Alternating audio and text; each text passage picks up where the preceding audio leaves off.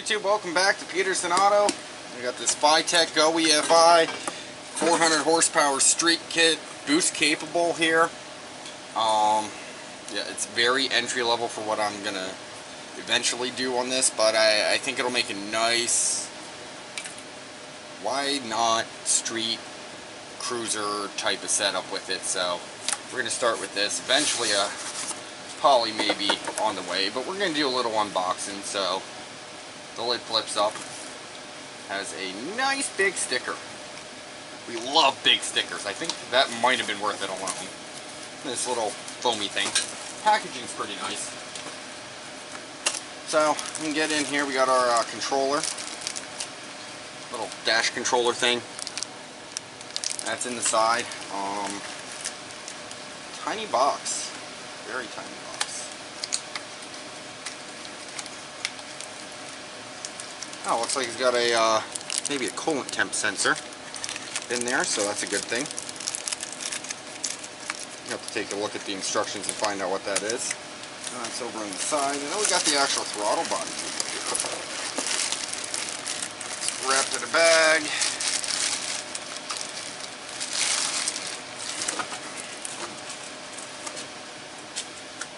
That's a pretty nice unit. Big old bores. Big old bores. So that'll be nice for the boost. Should support 400 horsepower. I wonder if there's a way you can support more than 400 horsepower. Bunch of wiring and connectors. I'm not sure where they all go. Tag that says don't return it to your retailer. Well, we figured that. So yes, two fuels. One's inlet, one's outlet. That one's labeled return. There is an internal regulator in these, which is nice, so it works very well with the Fitech kit.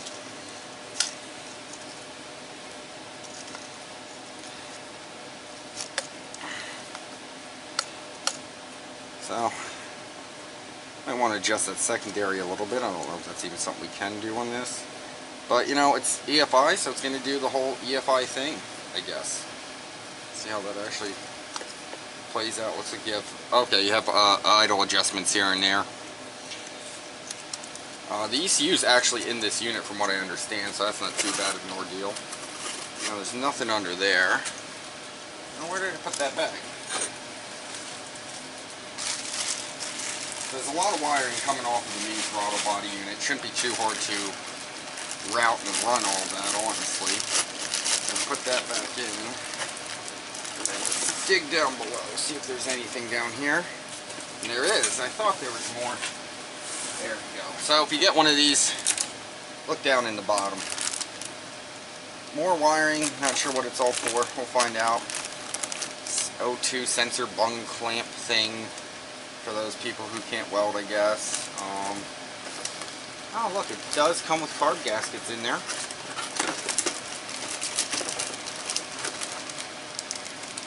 There's a base gasket and a top gasket. Two base gaskets? Yeah, it looks like two base gaskets. Well, that's neat. It's a 1-year limited warranty label in there. What else we got? Tons of wiring. Whatever this does, looks like it's a data port connector. So we have a little relay and fuse block for it. We'll have to mount that somewhere nice, I guess. USB cable. Bung for the O2 sensor. Looks like a fuel plug. Fuel system plug on these. Obvious O2 sensor. It's a 6-wire. I know it's a wideband. I'm not sure if there's a readily available replacement for those, but that would be a nice thing to find out, you know, if you can just get a O2 for this or that. Oh. I've seen they have these. So they come with these. I don't know if I'll actually use it or not. A little suction cup or a clip mount or something. Yeah, suction cup with a clip mount here for the handheld controller. So, not too bad. Decent amount of stuff in here. Pretty nice looking kit. Everything looks to be decent quality. The wiring seems to be done very well. They put loom on it where they could. Heat shrink to keep everything together. So, you know, this has nice loom on it. It's pretty nice quality setup from the looks of it. I think it'll be a good kit in the long run.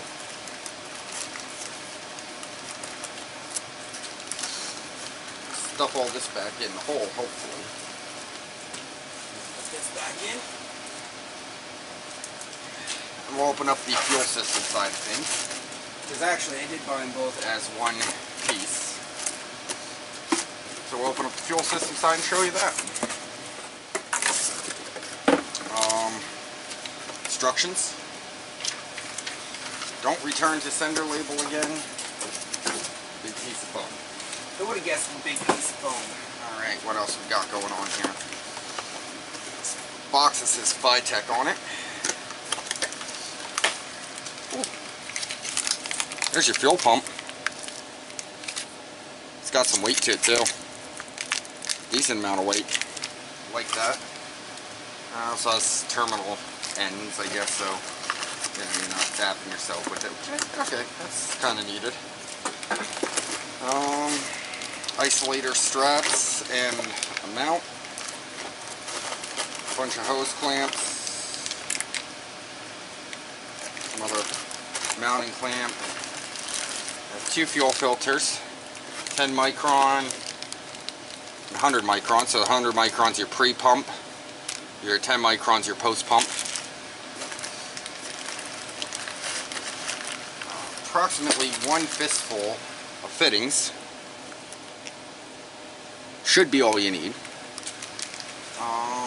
That one kind of looks like a bulkhead return fitting. She did mention something about a bulkhead return fitting for those such people. Crap ton of hose in the bottom. Could be enough hose, which is great. 3/8 ID. In fact, the sending unit has a 5/16 on there. So, I don't know, I may just, you know, crimp the hose on, take a call it a day and see how it runs. Or I may go big. We'll have to find out. I did forget to put these back in. We'll put those back in.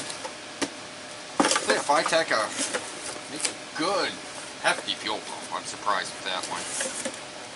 The rest of it's not too bad. The kit looks like it's a really nice quality unit. I've heard some electrical issues with them. I guess we'll see how that works.